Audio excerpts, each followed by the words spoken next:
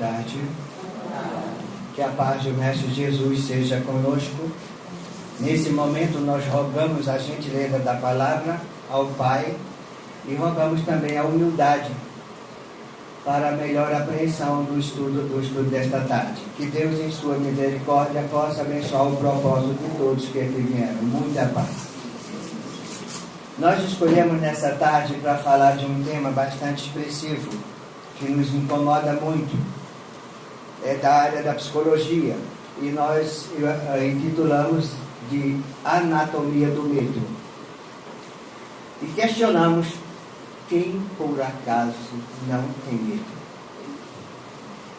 Às vezes a gente até se assusta conosco mesmo. Diz, meu Deus, como eu sou mole, na linguagem bem popular. Mas o medo, ele faz parte das emoções básicas de todos nós, como a raiva, a fome, a tristeza. Os estudiosos da psique humana, quando presos ao presente, logicamente não traz com mais profundidade as razões que nos levam a ter medo.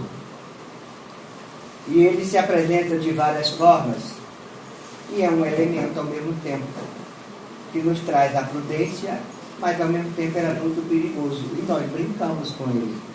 E não temos a dimensão do que pode ocorrer com a pessoa em estado de medo. A gente às vezes brinca mesmo, não quer conversa.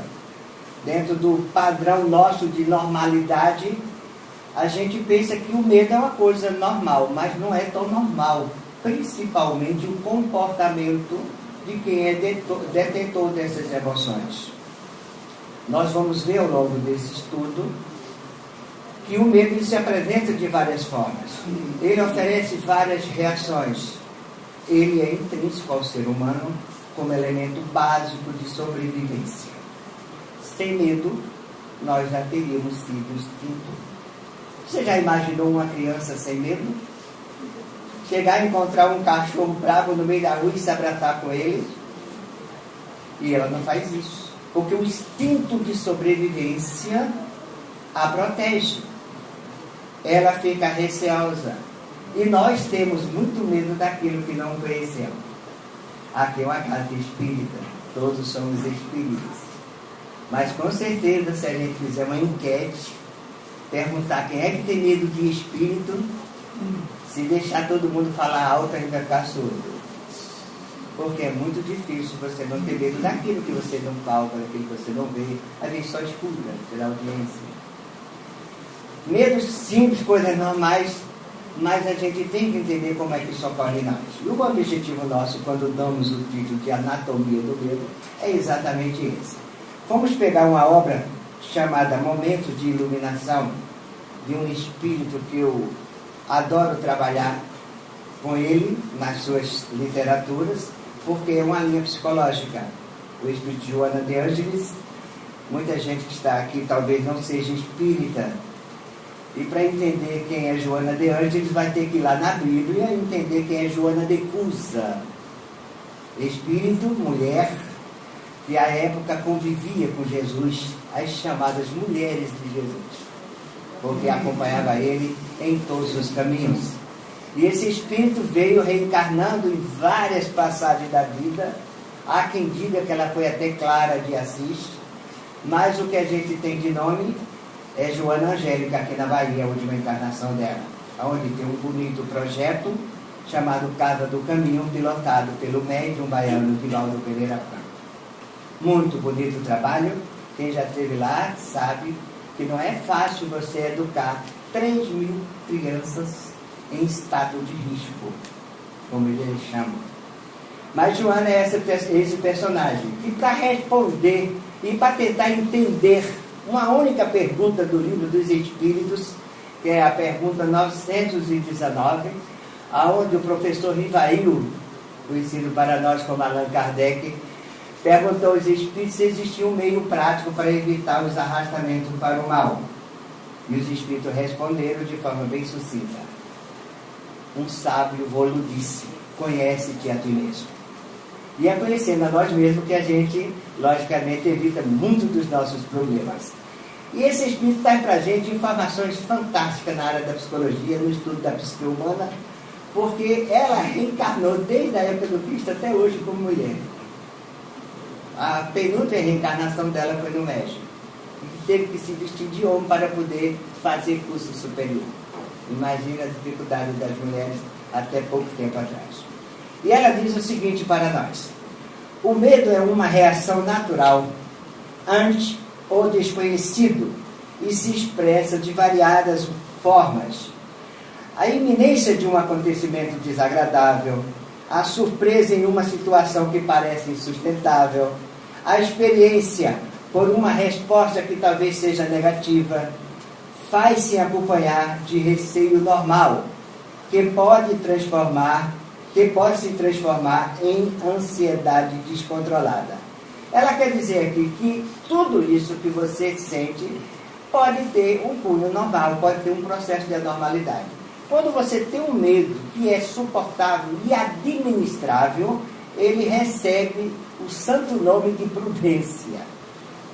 Exatamente. Alguém é chamado, às vezes, de forma inesperada para uma tribuna. Vá ali naquela casa, você que é da casa, é um colaborador, vá fazer a prece.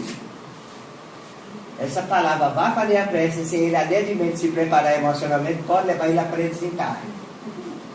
Porque medo de errar, medo de se expor. Isso mesmo. Esse medo, mesmo com esse quase cheirando a uma patologia, ele ainda é uma prudência, porque você tem medo de decepcionar o público, você tem medo de errar, você tem medo de não dar um branco.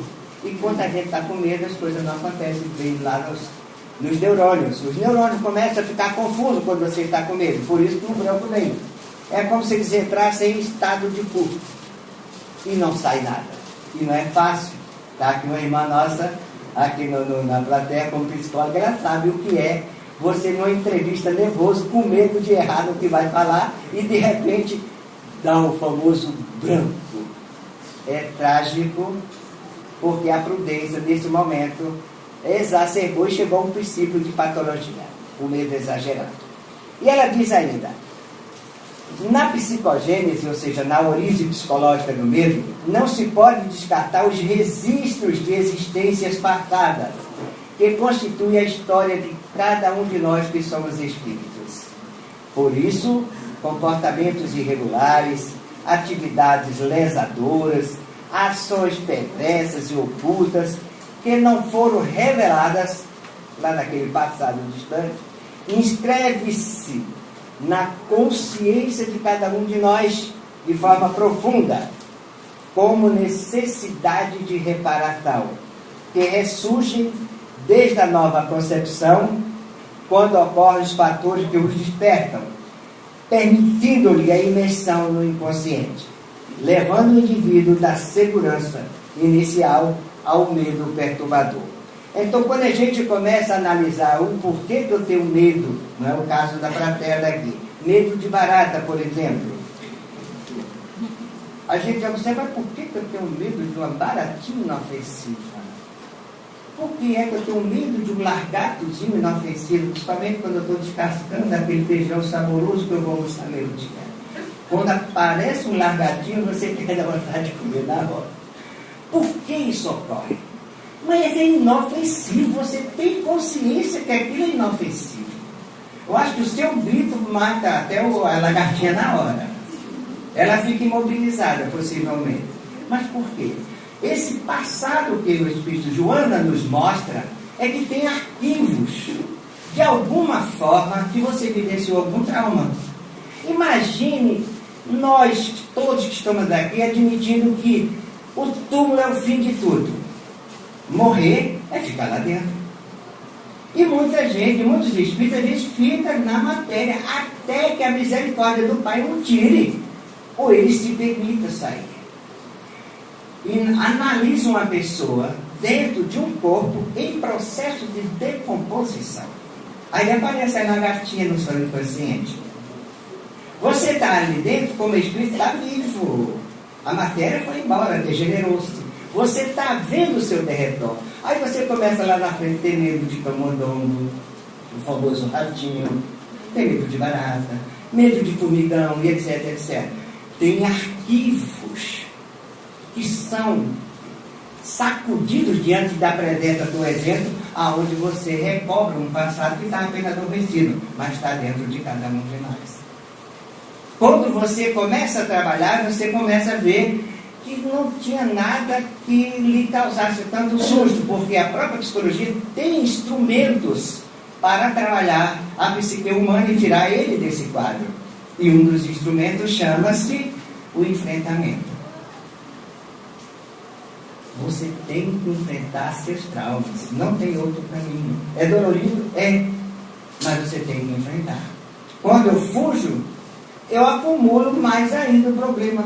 Ele vai ficar mais, vamos dizer assim, mais profundo para eu sacar desse inconsciente profundo ao longo do tempo. Então eu preciso trabalhar em mim com profundidade esses problemas. Eu recordo até uma vez eu falando sobre esse tema. Eu não sei se é espiritualidade ou algum espírito brincalhão quis testar como é que estava a plateia. E a gente sabe quem está aqui, não está só. E tem irmão que de repente isso aqui tem mais um bom para a gente brincar com essa plateia de 400 pessoas, mais ou menos 400 pessoas. Eu estou aqui falando sobre o tema. Aqui na minha frente tem uma estante, um negócio com um livro, e uma baratinha começou a sair de lá de baixo, não sei de onde ela veio, não me pergunto para você. Eu sei que ela começou a andar para aqui em cima do livro, andando, passando para lá. Uma senhora estava assim na minha frente, eu disse que ela vai desmaiar daqui a pouco, meu pai. Mas ela fazia um estado de pavor, que eu tive que me concentrar no que eu estava falando, senão daqui a pouco eu perdi a linha de raciocínio. E ela continuou dizendo que tinha uma barata ali. E eu continuei tranquilo, sereno. A barata deu uma saída daquela rasante assim, entrou nas minhas costas por trás. Aí ela acompanhou todo o movimento da barata, todos. Acompanhando esse movimento, a barata se foi de sair das costas e veio por aqui. E eu continuei falando sobre o medo, falando sobre a origem do medo, etc, etc. E a barata, a mulher, daqui a pouco ela desmaiou. Eu pensava dela ao mesmo tempo e não podia perder a linha de raciocínio do meu trabalho. Até que a barata disse, agora eu vou testar, é vocês. Imagina o que é que ela fez. Vocês já imaginaram, né? Um arrasante. Gente, eu nunca vi tanta gente cair de lá. Onde ela passou, ficou uma clareira. Impressionante. Eu digo, meu pai do céu, como é que um animalzinho tão inocente desse causa um pânico num espírito que tem pensamento, discernimento, inteligência, tudo que você pode pensar. Um animal desse inocente, irracional, causa um pânico desse. Agora, onde é que está o arquivo? Joana diz, está lá dentro. Está em você mesmo, não está fora de você. E ela continua. Agora o espírito Hamed também analisando.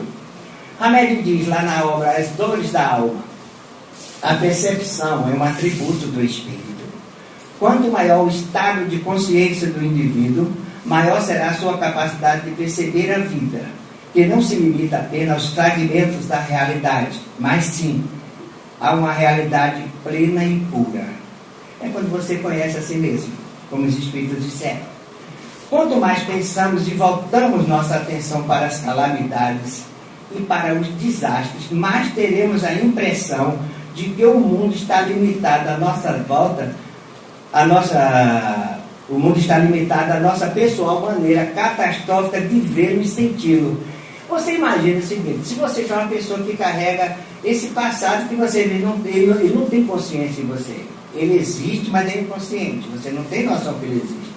Aí você, antes de dormir, vamos assistir aí um policial qualquer, um jornal policial qualquer, cheio de violência, somente dando informações negativas sobre o dia a dia de cada um. O que é que vai acontecer com você na hora de dormir? Você vai ficar com medo. Você vai perceber seu medo na hora que você for dormir, vai fechar a porta, mesmo morando no 10º andar, fechar a janela, fechar isso, fechar. Por quê? Porque o inconsciente foi mexido antes de dormir. E você, de tanto escutar coisas negativas, você começa a dizer, meu Deus, e amanhã eu tenho que ir não sei aonde. Aí você começa a criar uma ansiedade para os afazeres do dia seguinte. E você faz isso até natural. É como se você estivesse planejando como enfrentar seu medo no dia seguinte. Imagina, em vez de você pensar em Deus, vai pensar no irmão equivocado. E o que é a vida? Sintonia. Se a vida é sintonia, qual a possibilidade de você se defrontar com o seu problema que você dormiu pensando nele? Encontrar com ele. Recordo também de outra situação, estava eu lá um dia lá para o lado de Torres, fazendo uma palestra, uma senhora levantou os dedos. Moço, eu acho que deve ser por isso que meu filho tem problema. Eu digo, o que foi, senhora? Posso falar? Ela disse, olha, todo dia quando eu chego em casa, eu sou espírita, você sabe que espírita que tem muito trabalho, eu só chego em casa 10, 11 horas. E ele sempre diz, mãe, pelo amor de Deus, a senhora está correndo risco, a senhora pode ser assaltada, a senhora... Mãe, é uma loucura, mãe, essa deixa a gente estável de pânico em casa. Meu filho nunca foi assaltado, meu filho já foi umas 5 vezes. Onde é que está o problema? Lógico, no filho. Se a minha mente, ela elabora construções negativas, o negativo atrás do negativo e a vida é sintonia. Então, se você, em vez de você pensar no irmão delinquente, pense em Deus, nosso Pai, pense em Jesus, pensa no seu anjo de guarda que está morrendo depressivo ao seu lado. Por quê? Você não olha para ele, não fala com ele, em que pese ele existir para você 24 horas por dia. Você amanhece o dia, anoitece, não dá nem bom dia, nem agradece nada, mas pensa no delinquente.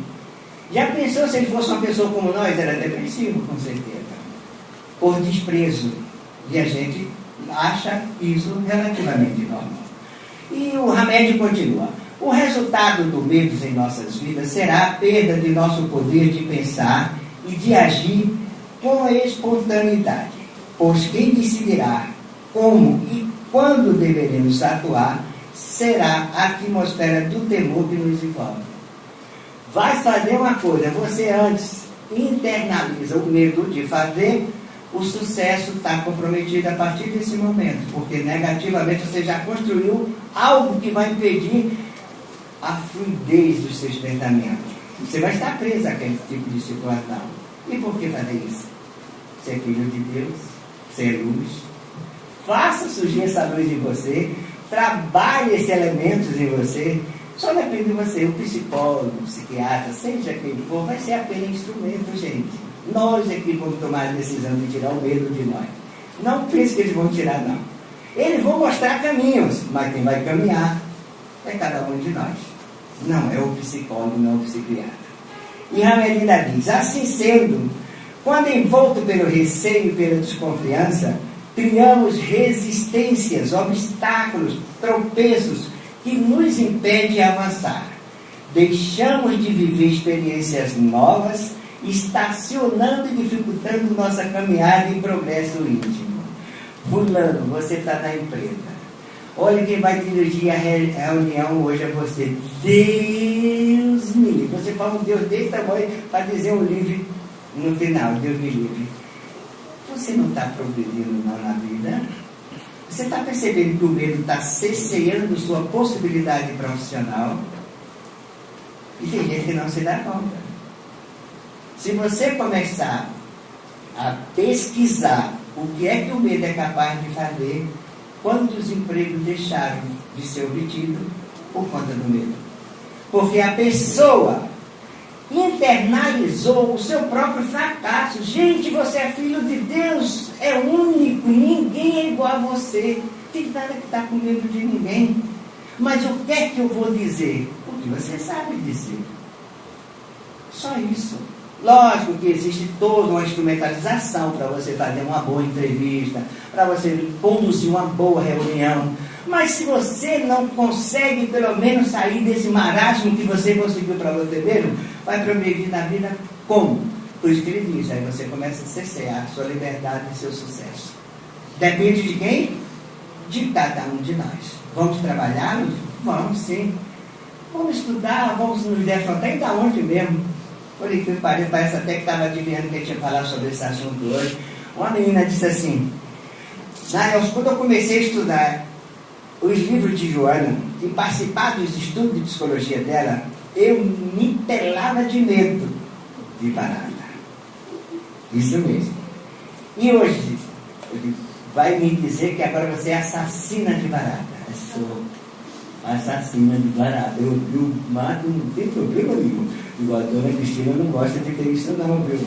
Os espíritos elevados preferem que você os anja, mas não os mate, porque são seres viventes com suas funções primordiais na Terra.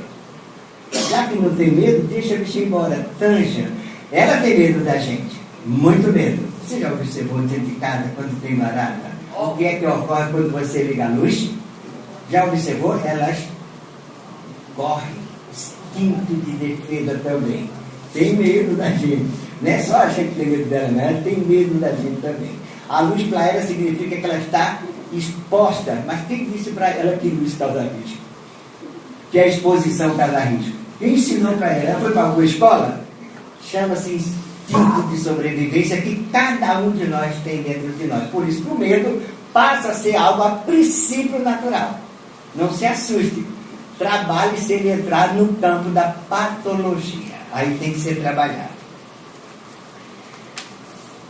As sensações provocadas pelo medo sobrecarregam os centros de força esplênico ou solar, que é essa área aqui, que é um centro de equilíbrio localizado no baço, responsável pela recomposição orgânica, e no plexo cardíaco, que regula os sentimentos e a vontade, ligando o mundo com o indivíduo através do campo emocional. Tem gente que tem o medo da o quê?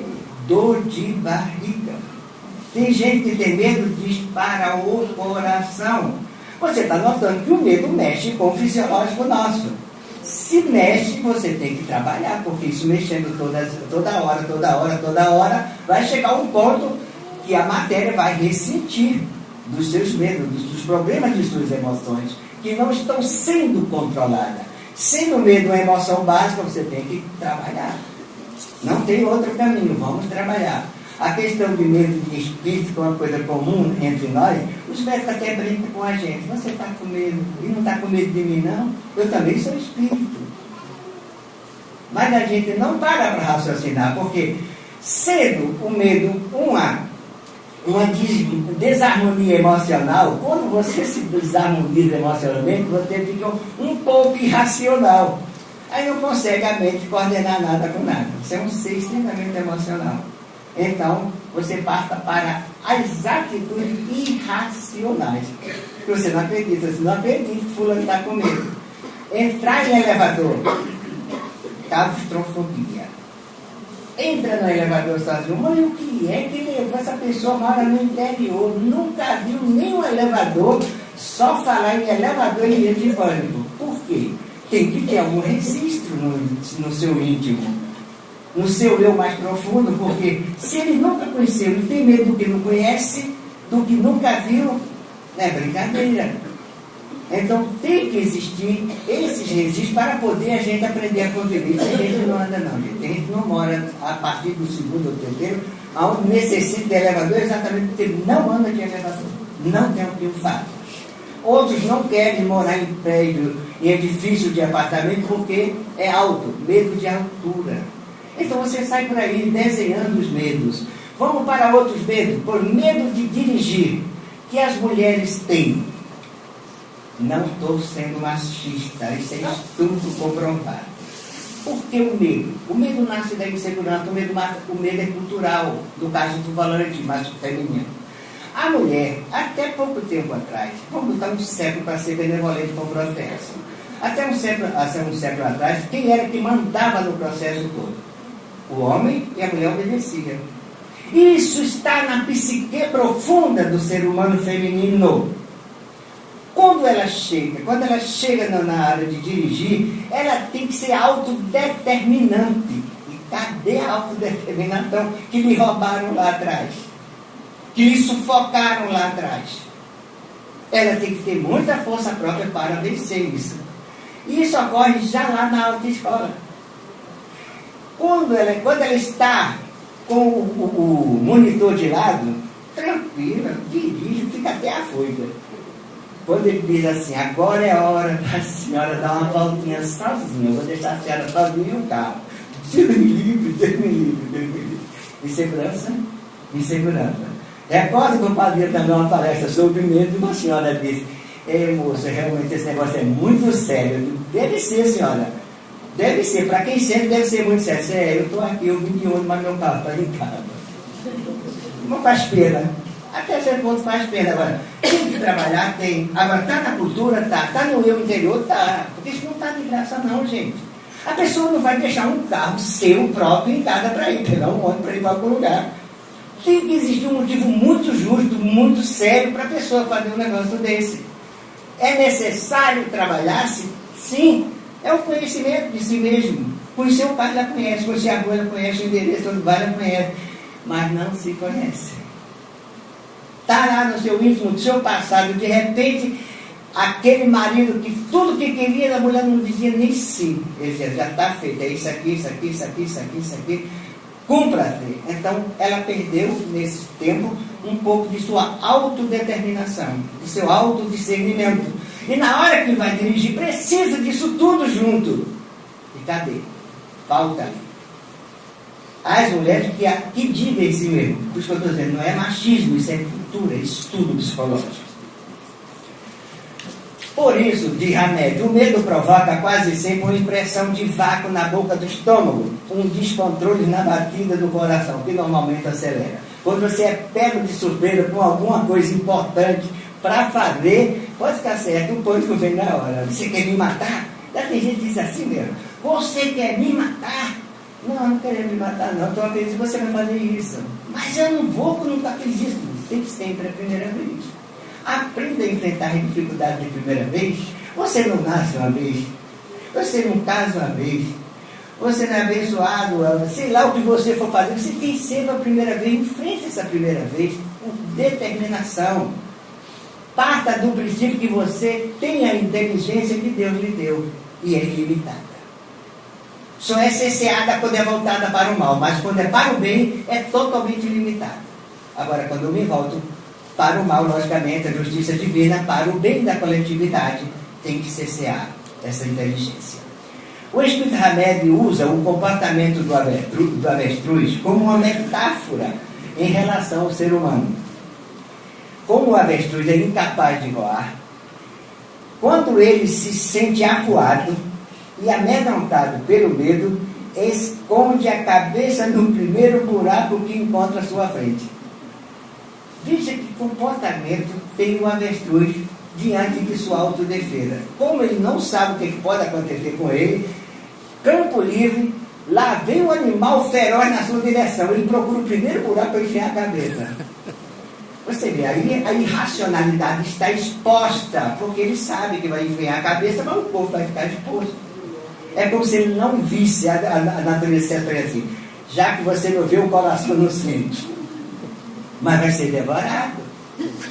Mas para ele não presenciar seu próprio sofrimento, a natureza criou esse mecanismo de defesa, que eu vejo como mecanismo de defesa.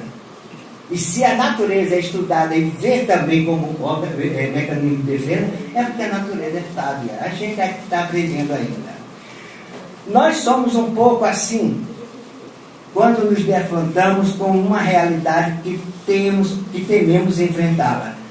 Aí elaboramos fugas. Às vezes a realidade está próxima. Fulano, uma relação que está maltratada, vem cambaleando, e não tem mais como se segurar. Mas você tem medo de enfrentar a realidade. Você tem medo de enfrentar uma realidade de uma situação que você criou. Você mesmo criou.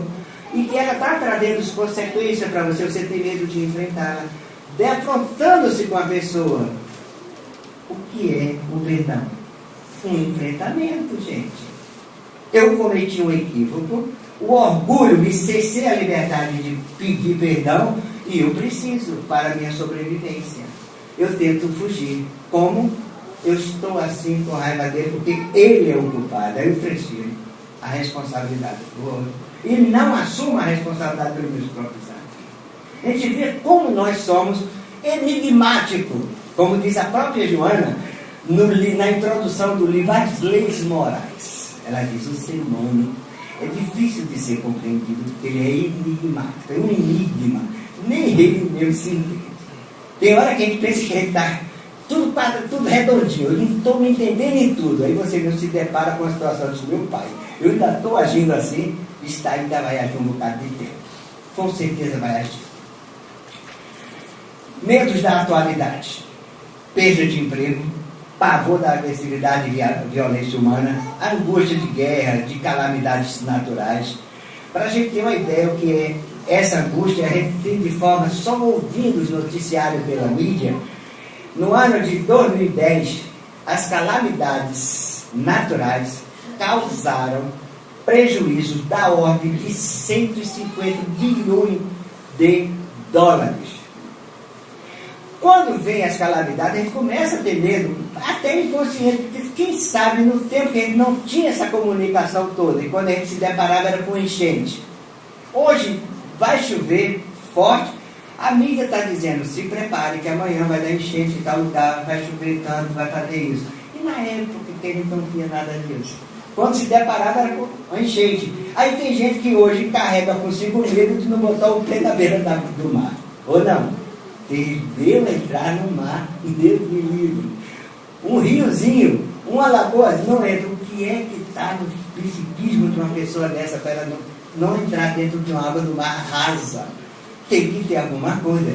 Imaginou um dia ela correndo na frente de uma onda, de um rio, de um riacho que transbordou, sem nenhuma informação prévia? Hoje nós temos tudo nas mãos, mas carregamos o medo profundo dentro de nós. Precisamos trabalhar o tempo todo. No dicionário, o medo quer dizer um susto, um temor, um pavor. Quer dizer uma inquietação, um sentimento ou uma preocupação que resulta de qualquer perigo externo, irreal ou mesmo imaginário. Ou mesmo imaginário. Por quê? Ele está mais na nossa mente do que na realidade. Para você ter uma ideia do que é a nossa mente diante do medo, como ela se transforma, vocês imaginam uma pessoa com medo de noite, acorda, vai de repente fazer suas necessidades no banheiro e a mamãe esqueceu uma toalha branca na porta.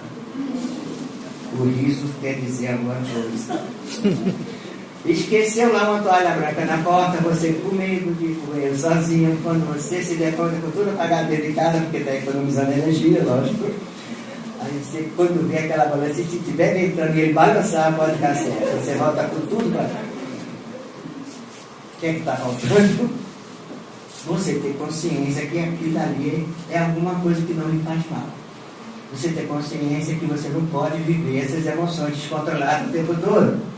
Em frente, chega pelo menos perto, veja o que é. Mas o primeiro balanço, você corre mesmo. Porque isso é instintivo, gente. Isso é instintivo. Isso é tão instintivo que o nosso irmão Daniel Goleman explica para nós como é que o medo se estabelece em nós, chamando isso de fisiologia do medo. Esse assunto está lá no livro Inteligência Emocional. Inteligência Emocional, de Daniel Goleman. Ele diz: fisiologia do medo, fator importante no processo de evolução do ser humano. O medo o mobiliza para proteger a si mesmo, a família e aos seus bens contra qualquer perigo. É até tudo normal. A gente vê de outro jeito como conceito. Daniel Goleman está certinho. Eu vou proteger a mim, minha família e as minhas coisas. Nós somos mobilizados para isso. As reações são automatizadas pelo sistema nervoso de cada um de nós. Até aí ele chegou maravilhosamente bem. E continua. Como isso ocorre em nós? Para a gente saber que essas coisas ocorrem sem que a gente tenha controle. A gente não tem um controle efetivo disso. Porque se tem um pouco de instinto forrando essa emoção básica para nos defender, tem que aparecer alguma coisa automatizada. Que você não vai dizer, agora eu vou ficar corado, agora eu vou ficar sem sangue, agora o sangue vai para os braços, agora o sangue vai para os pés. Isso tem que acontecer de forma automatizada. E ele diz, no medo, o sangue corre para os músculos do esqueleto, como os braços e as pernas, facilitando duas coisas: a fuga ou a ação. Imagina você sair daqui agora, forte, corajoso, enquanto o leão solto aí na rua. Duas alternativas se formam em você automaticamente. Fica pálido, tranquilo. Palidez significa o quê? O sangue foi embora do cérebro. O cérebro não vai raciocinar. Você virou um ser estritamente emocional. Mas eles foram carregar suas mãos e foram carregar seus pés. Isso mesmo. As suas mãos para você, ó, enfrentá-lo. Temos que enfrentar. Pega o leão a unha, como diz assim no popular. E tem outro que perna para que te quero. A maioria faz isso. Graças a Deus para se livrar do problema. E por que você ficou com o cérebro sem irrigação de sangue? Porque se você fosse, naquela hora, racionalizar seu medo, você seria punido pelo leão bravo, lógico. E a natureza não ia permitir isso por você, automatiza o profeta. Lógico, quando ele tira o sangue do cérebro, você vira um ser emocional. E o emocional não raciocina. Ele não tem como raciocinar. Você já pensou você parado diante de um leão e ele olhando ele? Deve ser bravo, deve estar com fome. Racionalizando o processo, ele vai ser comido logicamente. Então veja como a natureza é bela para todos os filhos. Que prepara tudo automatizado dentro de nós para a gente estar protegido diante de tudo que nos ocorre. Perigo, muito. E existe. Lendo Daniel Goleman, ele cita o exemplo, por isso que não se pode brincar com medo de ninguém. Ele cita o exemplo real de uma filha nos Estados Unidos, se não me engano em Nova Jersey. O pai saiu, ela ficou em casa. Aliás, foi o contrário. O pai quando saiu, ela estava fora de casa. Logicamente, se os pais saíram, ela estava fora de casa. A tendência dos pais é voltar e admitir que não tem ninguém em casa. E foi isso que veio na cabeça dele. Americano usa muito porte de arma e anda armado. Pegou sua arma, foi fazer sua visitação que tinha que fazer, crente que a filha estava fora de casa, e a filha se irmou de pregar um susto no pai. Já viu o que aconteceu, né, gente? O pai armado. A defesa é natural. O cérebro não raciocina. Vem a palidez, para o sangue, você é emoção pura, mão carregada de sangue, puxa o gatilho em cima da filha. Primeiro vulto que aparece dentro de casa. Ela saiu de um quarto para outro exatamente para assustar mais. Ele pegou na partagem. Podemos brincar? E a gente ainda fica brincando de aula no interior. Brincando. Pega aqueles mamãos verdes, fura embaixo, bota uma vela, fora 2 buracos e sai por ali. Vem um cara armado, medroso, o que é que vai dar para você? Não tem mamão que sobre. Pode-se brincar com medo de alguém? Lógico que não, você tem que respeitar, gente. Por que a gente faz uma coisa dessa? Porque a gente não conhece ninguém ainda, nem a nós mesmos, quanto mais o nosso próximo.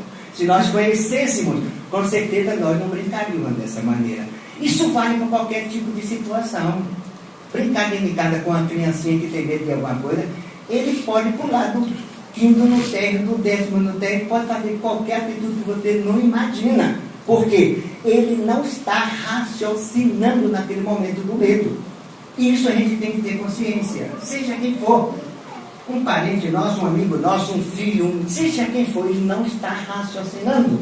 Ele é um ser estritamente emocional diante de seu medo. Então a gente tem que tomar muito cuidado com isso. O rosto fica pálido, fechando o estudo do nosso irmão Goleman. O rosto fica pálido, o corpo se imobiliza para as possibilidades de agir, fugir ou se esconder. Circuitos existentes nos centros emocionais do cérebro disparam um torrente de hormônios, pondo o corpo em estado de alerta geral, tornando inquieto e pronto para agir. Se você conhece que você é assim, você vai brincar com medo dos outros? Lógico que não. Lógico que você não vai brincar com medo dos outros. Mas o que é que eu devo fazer para enfrentar meu medo e trabalhar mais tranquilamente com ele? Vamos ver a terapia que nos é proposta pela própria Joana de Ângeles. Enfrentar o medo com naturalidade pelo exercício da razão e da lógica, pensando e agindo com espontaneidade. É autoenfrentamento.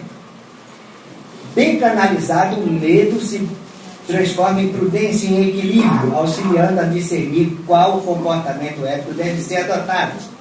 Aprender a focalizar suas crises, seus traumas, suas perdas e dificuldades, dando devida importância às coisas. Isso chama-se autoconhecimento e autodescobrimento.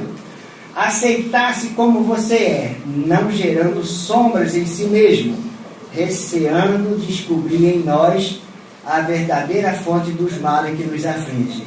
Tem medo? Enfrente, estude, busque apoio. Lógico que a psicologia vai lhe apoiar, sim. Não pense que você sozinho vai conseguir, não. Em muitos casos tem que ter um apoio da terapia, sim. Tem que mexer no seu psicológico. Existe a terapia cognitiva, comportamental, que é o enfrentamento. Você é posto diante do problema para começar a quebrar essa sombra interna sua. Desvendar nosso padrão de carência e de medos e ali confiança. O autodescobrimento faz da terapia salutar ser identificada através de suas causas geradoras do medo. E finalmente, como tudo que é bom depende de um bom pensamento, orar para gerar clima psíquico elevado, diferente do clima opositor, que é a vibração inferior quando você está de medo. Eleva teu pensamento a Deus, ilumina a tua consciência, lembra-te, eu não estou só. Deus só deixa acontecer comigo o que tem como ensinamento. Muita paz.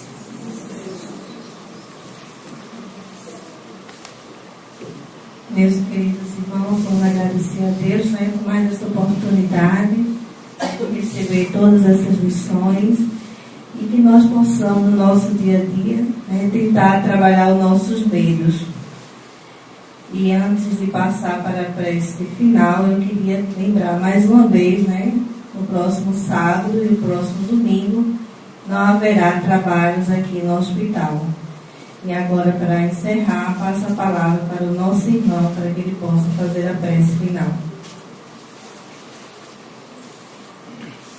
Agradecemos a Deus essa oportunidade de mais um aprendizado. Deus, nosso Pai, tem compaixão dos teus filhos que ainda buscam o conhecimento de si mesmo. Faz com que ele desperte em si o Deus que existe nele, através de teus mensageiros do bem, anjo de guarda, mentores e dos amigos que se apresentam para ajudar cada um de nós. Jesus, deposita em cada um que aqui está e que por um motivo qualquer aqui não estão, a tua paz, não a paz dos homens atormentados. Muita paz para todos.